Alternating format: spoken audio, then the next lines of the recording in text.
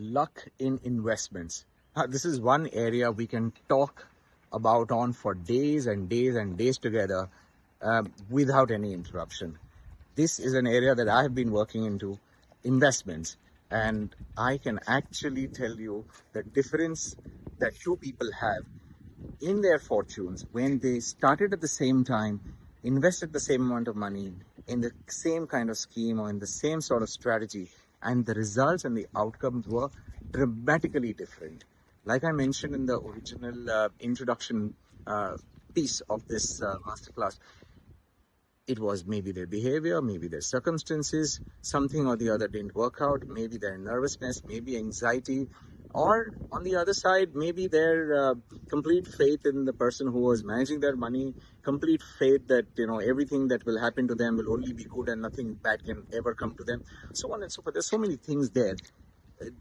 Those things obviously which created wealth for them, and for some who did not have the wealth that got created for them.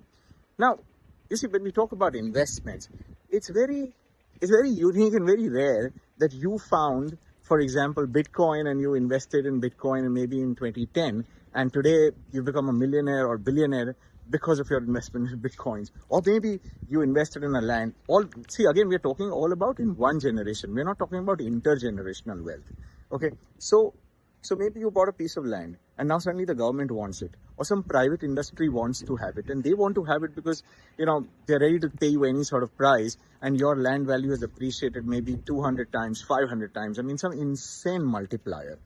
Or even for that matter, when we come to the equity space, maybe you bought a stock maybe 10 years ago, and today that 1x or the 100 that you invested in that has become 100 times. We're not talking about 10x, we're talking about 100x. We're talking about luck playing a role in the investment decision that you make, which multiplies manyfold.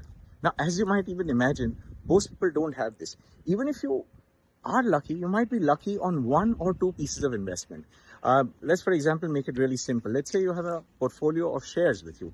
Maybe one or two companies could actually multiply in this fashion, but not everything that you have is going to multiply here. Maybe it multiplies, but you were not meant to have it. So your one became 100x, and then it dropped to a 20x, and you had to compromise with the 20x. So see, luck plays a very big role here, right? How do you fix that? How do you sort of maneuver the fortune that you were meant to have? There are a lot of ways to do it. There's a different discussion again on that.